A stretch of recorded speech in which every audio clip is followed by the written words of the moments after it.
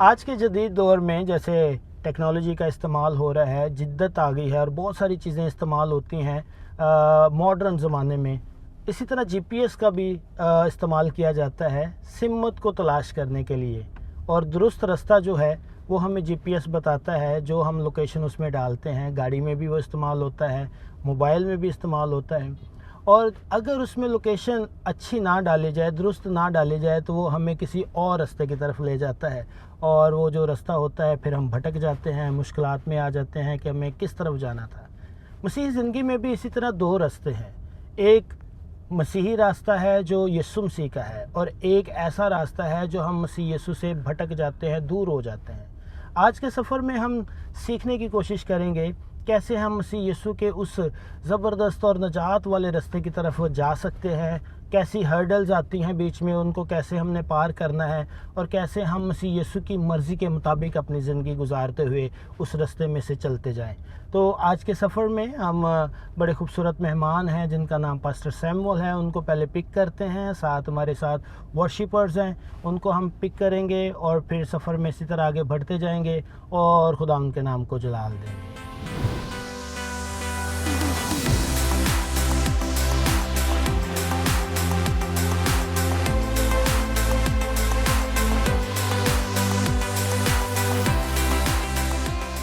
जी Samuel भाई, कैसे हैं आप? बिल्कुल अदील भाई ठीक है, आप सुनाए ठीक है? आप शुक्रगुजारी खुदावंद की।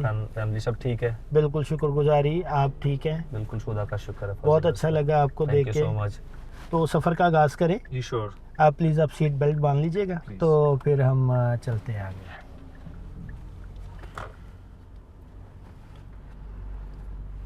सैमुअल भाई, सफ़र के आगाज़ में हम खुदावंद की प्रस्तिश करते हैं, और खुदावंद की प्रस्तिश के लिए हमारे साथ आज दो गेस्ट होंगे जिनको हम रास्ते में पिक करेंगे, और उसके बाद मिलकर हम खुदावंद की तारीफ़ के गीत गाएंगे, और फिर इसी तरह सफ़र में आगे बढ़ते जाएंगे। ये बड़ी खुशाइन बात है कि हम सफ़र में भी खुदावंद की ताज़ीम कर सकते हैं और करते रहेंगे। आमीन आमीन।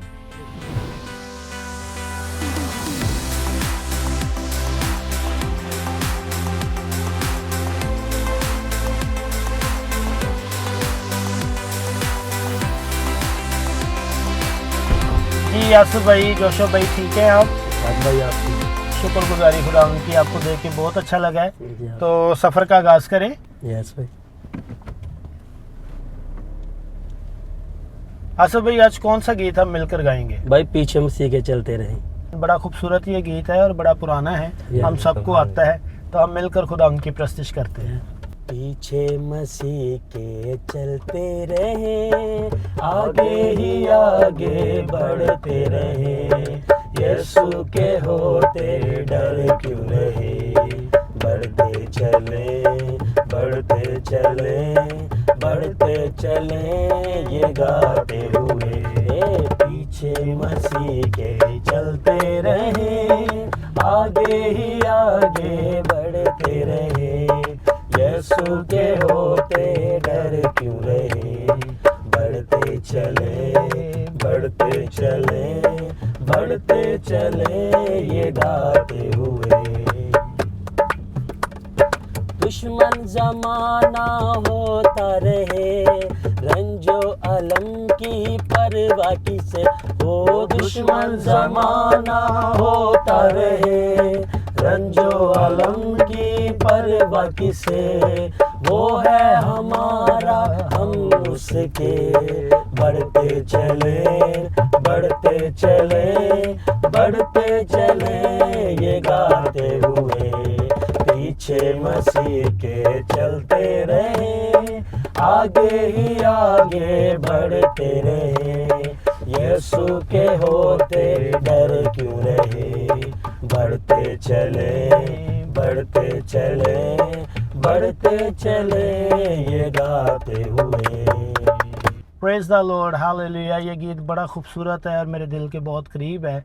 यीशु मसीह के पीछे चलना हमारे लिए बहुत ज़रूरी है। जब हम यीशु के पीछे चलते हैं तो ऑटोमेटिकली हमारे मामलात हल हो जाते हैं, रास्ते हमारे खुल जाते हैं, बाबरकत दरवाज़े खुल जाते हैं।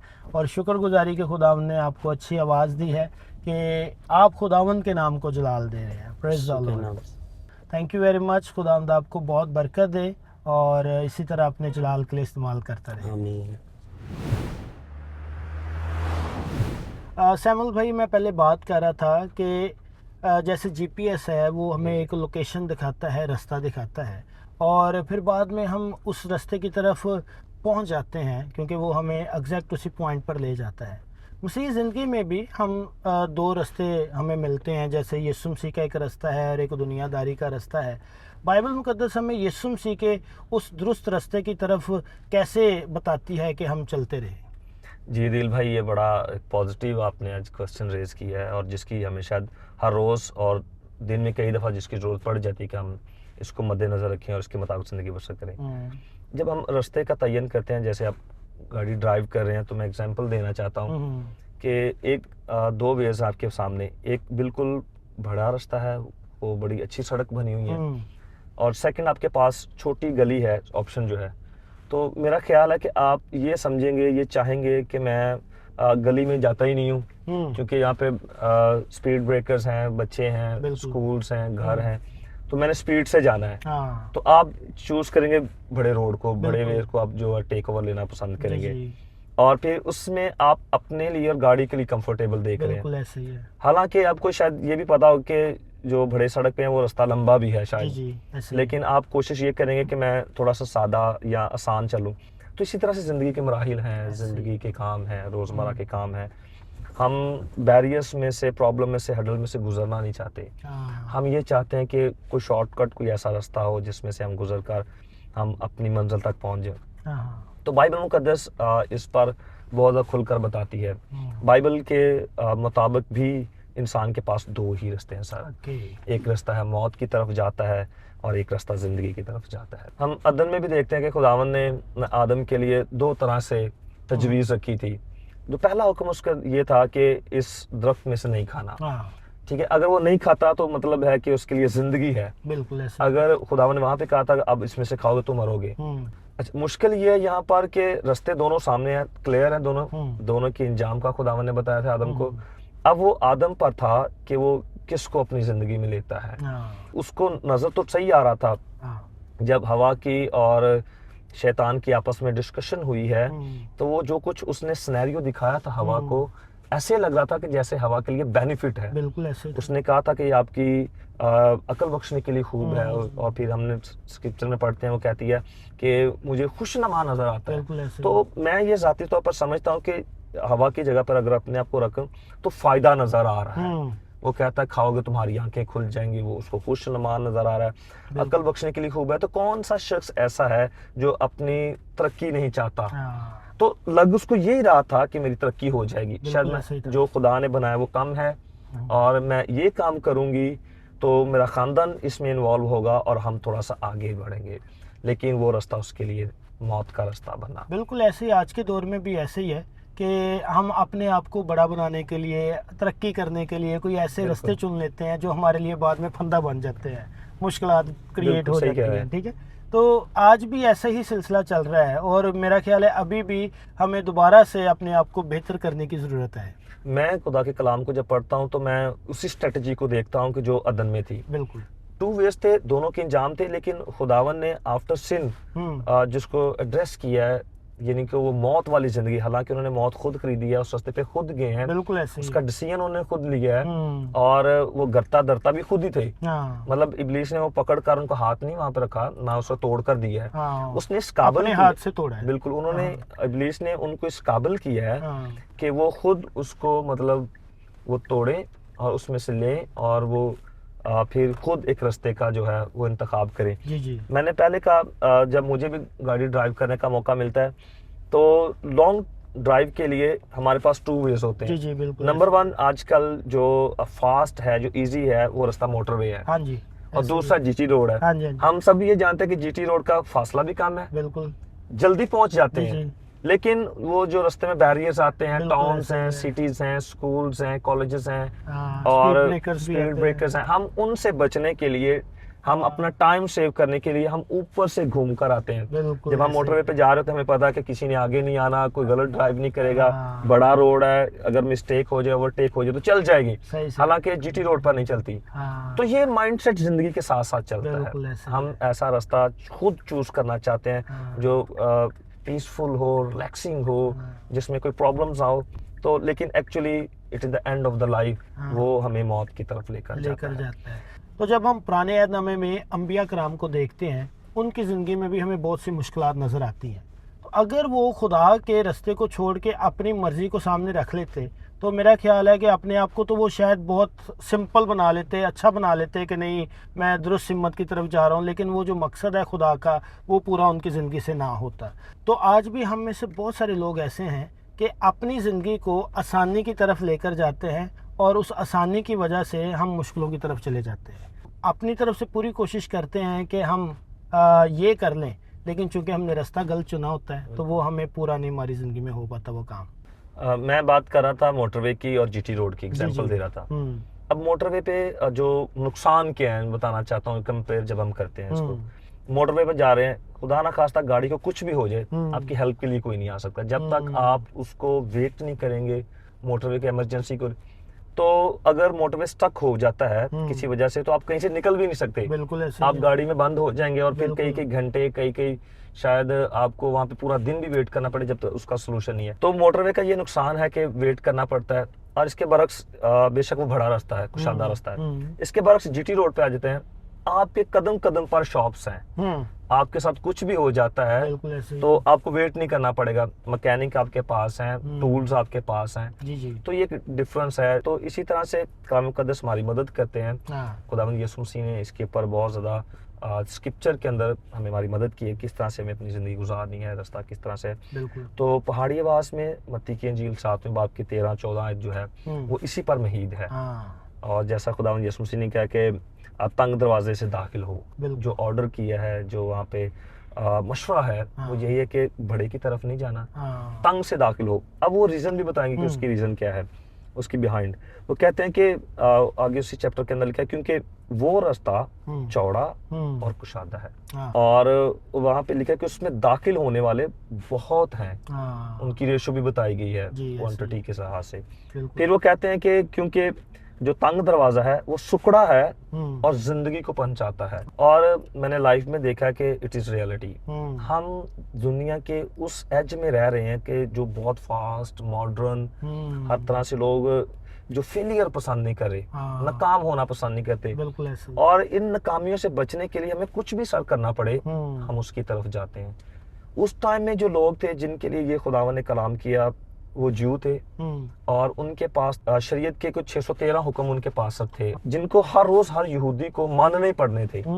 अब हुक्म को तोड़ने के पीछे कुर्बानी करनी पड़ती थी, एक बड़ा लॉस था। और फिर उन्होंने कहा कि शॉर्टकट रास्ते शुरू किए, तंग रास्ते से नहीं गुजरे। तंग रास्ता ये था कि हुक्मों पर अमल करें, और जब अमल करेंगे तो प्रॉब्लम्स आएंगी। क्या प्रॉब्लम? आपको अपनी खुदी का इनकार करना पड़ेगा, आप सच्चाई पसंद होंगे, आप खुदा के साथ चलेंगे, आपकी जिंदगी में आराम होगा, आप किसी को तकलीफ नहीं देंगे, किसी का नुकसान नहीं करेंगे और ना किसी के लिए ठोकर का बायस बनेंगे। तो ये था खुदावंद की मर्जी, एक्चुअली ये थी कि आप खुद भी ट्रैक में सही चलें और दूसरों को भी चलने दें। तो ये सुकड़ा रास्ता था। सुकड़ा रास्ता ये है कि हर बात पर नोका टोकी करनी है। ठीक है, जैसे मैंने जीटी रोड की बात, शायद हर मोड़ पर आपको पॉइंट में बैरियर्स हैं, हर्डल्स हैं, प्रॉब्लम्स हैं। और फिर ये था कि अगर गुनाह हो गया है तो सोल्यूशन उसका कुर्बानी थी, कुर्बानी करना पड़ती थी। अब ये था कि गुनाह तो हो गया है, अब उससे बचना था, वो अपने उसका इतराफ करे उसका, तो फिर वो पाक हो और फिर वो अपनी जिंदगी में आगे बढ़े। खुदावंद का मकसद ये था कि खुदावंद की ताबेदारी, और ताबेदारी करना मुश्किल है, बहुत मुश्किल है, लोग ताबेदार नहीं होना चाहते।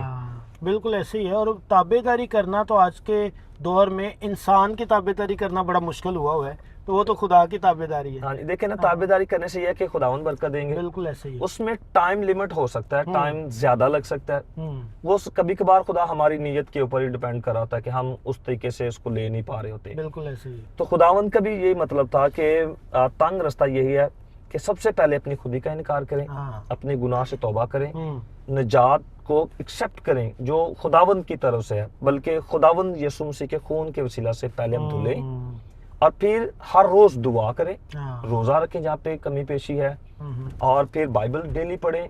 और हम ये टाइम देना नहीं चाहते खुदावंद को, एक्चुअली मसला ये है। मेरा ख्याल है कि हम अपनी ख्वाहिशात को मारना नहीं चाह रहे, बस ये खुद ही का इनकार नहीं है। अब ये क्या हुआ है, हम दुआ नहीं कर रहे, हम बाइबल नहीं पढ़ रहे, हम रोजा नहीं रख रहे, हमने क्या कर लिया, हदिये पे डिपेंड कर लिया। हम ये समझे खुदावंद को दे दें तो खुदावंद रिटर्न करेंगे जी। तो ये सुकड़ा रास्ता हम जो उस पे आना नहीं चाहते, बड़ा रास्ता क्या है, हाँ, ठीक है जी, आप चर्च जाएं, आप चर्च को हैंडसम हदिया दें, हाँ। पादरी साहब के साथ बनाकर रखें, हाँ, जो आपके पादरी वो करे, और बिल्कुल। कहीं सख्त तालीम दे दी है तो आप बर्दाश्त नहीं करें, आपने चर्च छोड़ देना आप है। चर्च छोड़ देना, पादरी बदल लेना है। हाँ, बिल्कुल ऐसे ही है। मोस्टली ये भी चला कि पादरी को निकाले, नया पादरी लेकर आए। हाँ, तो मतलब आप हम उस रास्ते की तरफ जाना चाहते हैं जो हमारे अगेंस्ट नहीं है। बिल्कुल। हम अपनी मर्जी को बेसिकली फोकस कर रहे हैं कि अपनी मर्जी के मुताबिक सब कुछ होता जाए, जो खुदा की मर्जी है वो पीछे छोड़ देते हैं। ठीक है, हम देखें मोटरवे क्यों भी यूज करते हैं, मैं पहले ये बता रहा था कि हाँ, अब वहाँ पे बार बार वार्डन नहीं आएंगे, ट्रैफिक पुलिस नहीं आएगी, हाँ, ठीक है। अब बिल्कुल ट्रैफिक ऐसे पुलिस ही है। क्यों खड़ी की है कि हम्म। आपको डिसिप्लिन करने के लिए, हम्म। कि आप जहाँ पे रॉन्ग वे पे वो आपको कहेंगे नहीं ये नहीं ये करें। हम्म। तो हम सारी चीजों से बचने के लिए हम मोटरवे चूज कर लेते हैं हाँ, कि ठीक है जी, वहाँ पे किसी ने कौन सा पूछना है, हाँ जी, बस ठीक है जा रहे हैं जो भी हो जाए।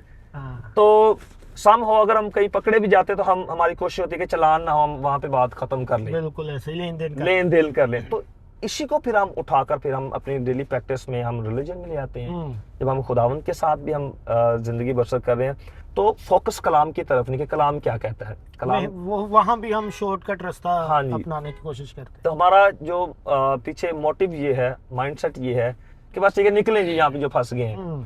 हालांकि जो बाइबल के जानने वाले हैं, खुदावंद से प्यार करने वाले, मैंने सुना है, देखा है, लोगों को अर्ली मॉर्निंग उठते थे तकरीबन 3 बजे, हम्म। 2 घंटे दुआ करने को, कलाम पढ़ना, अगर नहीं पढ़ सकते थे वो बच्चों को उठाना कि हमें पढ़कर सुनाएं, बिल्कुल। तो बेहतर था हमसे, वो सिस्टम हाँ ठीक जी, था। हाँ जी, हाँ जी, अब हम पढ़े लिखे भी हैं, हमें तो हम्म। मतलब ये चीज़ें भी वो दूसरों का सहारा नहीं लेना पड़ रहा। बिल्कुल फिर हम बैरियर्स, लैंग्वेज बैरियर्स भी नहीं है, नहीं है, ठीक सारा है। कुछ मिल रहा है हाँ जी, आसानी से। और ये भी नहीं है कि अगर आपको कोई सुनाने वाला नहीं तो मोबाइल्स हैं, हम्म। मीडिया है, सब कुछ है, इतना कुछ, टेक्नोलॉजी है। हर चीज होने के बावजूद भी देखिए हमारे साथ खुदावंद के साथ रिलेशनशिप बिल्कुल कमजोर है। हम्म। हालांकि हमें बहुत स्ट्रांग होना चाहिए था। बिल्कुल।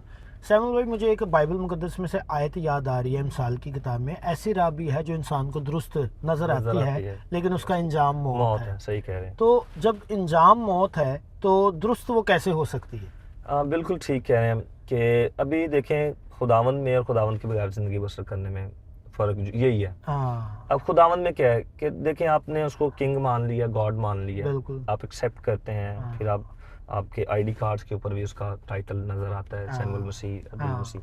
जी जी, लेकिन हम सिर्फ नाम ले लेते हैं, उनके कानून, उनके हुक्म की पासदारी नहीं करते। बिल्कुल ऐसे ही है। तो ये है कुशदा रास्ता, हम्म। टाइटल ले लिया उसका हम्म। लेकिन उसके साथ नहीं रहना चाहते। हम्म।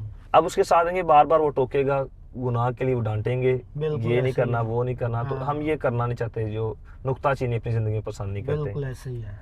हाँ जी, तो मौत एक मसला था इंसान के लिए, और मौत का जो दारो मदार है वो इंसान की नाफरमानी पर था। हाँ, अब खुदावंद यीशु मसीह इस दुनिया में आए हैं, जी जी, वो जस्म हुए हैं, और उन्होंने फिर अपनी प्रैक्टिकली लाइफ से बताया है कि मौत को मारा जा सकता है, बिल्कुल ऐसे मौत ही। का हल है। हाँ। उन्होंने सारी उम्र कुशादा रास्ते की तरफ नहीं गए, हम्म। आपने हमेशा उस रास्ते को अडॉप्ट किया है, उस रास्ते को चुनाव में लेकर आए हैं हम्म। जो सुकड़ा है। बाजारी देखने में ये नजर आता है कि खुदावंद यीशु मसीह के पास जो वसाइल थे वो बड़े महदूद से नजर आते हैं, ना इतने ज्यादा पैसे हैं, ना उस टाइम की मॉडर्न चीजें थी, आप भी सादा थे और शागिर्द भी उसी तरह से थे। हम्म। लेकिन खुदावंद ने और शागिर्दों ने कभी उस रास्ते का इंतखाब नहीं किया। बिल्कुल। जैसे मैं एग्जांपल देता हूँ उनकी मौत की, अगर वो बादशाह कह देते हम्म। कि मैं नहीं बादशाह, हम्म। तो शायद उनको छोड़ देते। हाँ। सच्चाई पर खड़े रहे हैं, हाँ, जान दे दी है। बिल्कुल तो ऐसे। आपने पूरी लाइफ में अपनी जिंदगी में प्रैक्टिकली करके दिखाया है कि सुकड़े रास्ते से भी गुजरा जा सकता है, बिल्कुल। लेकिन उसके बाद जिंदगी है, जैसे हम्म। स्क्रिप्चर में उन्होंने कहा था उसके बाद जिंदगी। हम्म। अब सुकड़ा रास्ता क्या था? सलीब का रास्ता है, ये तकलीफों से भरा है, बिल्कुल। प्रॉब्लम है, हम दुखों से इमेजिन भरा। भी नहीं कर सकते वो कोड़े जो मसीह को मतलब जिनसे मार पड़ी है, और ये सारा ये सुकड़े रास्ते की तरफ है। दूसरा ये था कि वो इनकार कर देते हाँ जी, कि जनाब जो आप कह रहे हैं कि मैं आपसे कंप्रोमाइज कर लेता हूँ। बिल्कुल। सो कंप्रोमाइज नहीं किया उन्होंने सुकड़े रास्ते से जाना पसंद किया है। और फिर उन्होंने अपनी जान दे दी है, और जान देने के बाद मौत पर उन्होंने फतह पाई है। हाँ, ठीक ये है? सुकड़े रास्ते से हाँ। गुजरने का ये एंड यही है। बिल्कुल ऐसे ही। तो मसला ये है कि हम सुकड़े रास्ते पे चलना नहीं चाहते, हम्म। हालांकि उसके बाद जिंदगी है। बिल्कुल ऐसे ही। और बड़ा रास्ता इसलिए हम चूज करते हैं कि कोई बात नहीं, मौत देखा जाएगा। हाँ, जैसे लोग स्पीड से गाड़ी चलाते हैं, उनको हाँ। पता भी है कि एक्सीडेंट हो सकता है, बिल्कुल। जान जा सकती है। हाँ, तो आज की नौजवान नस्ल भी सर इसी तरह से अपनी जिंदगी गुजार रही है, बिल्कुल ऐसे। सुकड़े रास्ते पर जाना पसंद नहीं कर रहे, क्योंकि वहाँ पर खुदी का इनकार करना, सेल्फ डिनाई है। फिर आपको कुछ असूल पसंद भी ज़िंदगी गुजारना पड़ेगी, आपकी लाइफ के अंदर कुछ ताबेदारी होगी। तो आज की नस्ल इन चीज़ों से बरअक्स है। तो नौजवान नस्ल जो है, हमारी जनरेशन है, वो रास्ता ही बदल लेते हैं। फिर ये प्रॉब्लम है, जो गलत रास्ता चूज कर लेते हैं। और जब गलत रास्ता चूज कर लेते हैं तो फिर उनको टारगेट्स भी ऐसे दिए जाते हैं, फिर वो उसी गलत सिमत में चले जाते हैं और चलते रहते हैं। कोई मूव नहीं करके लेकर आता, वो खुद भी वापस नहीं आना चाहते। तो इस रास्ते का चुनाव वो मौत है एट द एंड। मैं ये रिक्वेस्ट करना चाहता हूँ नौजवान नस्ल से कि हमें दुरुस्त रास्ते का इंतखाब करना चाहिए। दुरुस्त रास्ता कौन सा है? मसीह को कबूल करना, उनकी तालीम पर चलना और उनकी निजात के साथ चलना। और इसके बाद अपनी ज़िंदगी में अगर आप कहीं आपका नुकसान भी हो जाता तो आप खुदावंद की बारगाह में हैं। और मैं इसमें समझता हूँ कि नुकसान हो जाता है जब, तो वो नुकसान यीशु मसीह पूरा भी कर देते हैं। बिल्कुल सही कह रहे हैं। क्योंकि जब हम अपने तौर पर रास्ते को चुनकर काम कर रहे होते हैं तो नुकसान हो जाता है, तो बाज़ का वो नुकसान हमारी ज़िंदगी में पूरा नहीं होता। लेकिन जब हम यीशु मसीह को अपनी ज़िंदगी में लेकर चलते हैं, बेशक वो एक सुकड़ा रास्ता है, मुश्किल वाला रास्ता है, बेशक बीच में बहुत सारे हर्डल्स भी आती हैं, बहुत सारे तनाव आते हैं, मुमकिन है कि घर के हालात बेहतर ना हों, लेकिन एट द एंड ये है कि वो रास्ता हमें मसीह यीशु की वो बादशाह की तरफ लेकर जाता है, जो एक अबदी ज़िंदगी है। और अबदी ज़िंदगी को पाने के लिए मसीह यीशु को कबूल करना बहुत ज़रूरी है और उस रास्ते में ही चलते जाना बहुत ज़रूरी है। पौलुस की भी इधर मिसाल में देना चाहूँगा कि पौलुस को जब उसने यीशु मसीह को कबूल किया, बहुत सी हर्डल्स उसको मिली, बहुत सी मुश्किलात मिली। वो रास्ता उसके लिए मुश्किलात से भरा था, तो भी एट द एंड हर वक्त वो यही कहता रहा था कि मैं मसीह को नहीं छोड़ सकता, मसीह को छोड़ना समझो मेरे लिए मौत है। तो इस तरह हम जब यीशु मसीह को अपनी ज़िंदगी में कबूल कर लेते हैं तो हम मौत की बजाय हम ज़िंदगी को पा लेते हैं। तो आज भी इस सफ़र में हमने ख़ास तौर पर ये सीखा है कि दुरुस्त रास्ता क्या है। दुरुस्त रास्ता यही है कि आज भी अगर किसी ने यीशु मसीह को कबूल नहीं किया, वो यीशु मसीह को कबूल करे। हाँ, यीशु मसीह को कबूल करने के बाद आपको मुश्किलात महसूस हो सकती हैं, आपको बहुत सारे चैलेंजेस मिल सकते हैं, लेकिन एट द एंड ये कंफर्म है कि आपको अबदी ज़िंदगी इनाम में मिलेगी। खुदावंद आपको बरकत दे और मेरा ईमान है आपको आज के सफ़र में बहुत बरकत मिली होगी। और इसी तरह हम दोबारा मिलेंगे आपको एक नए सफ़र में, एक नए मेहमान और एक नए उन्वान के साथ। तब तक के लिए खुदा हाफिज़।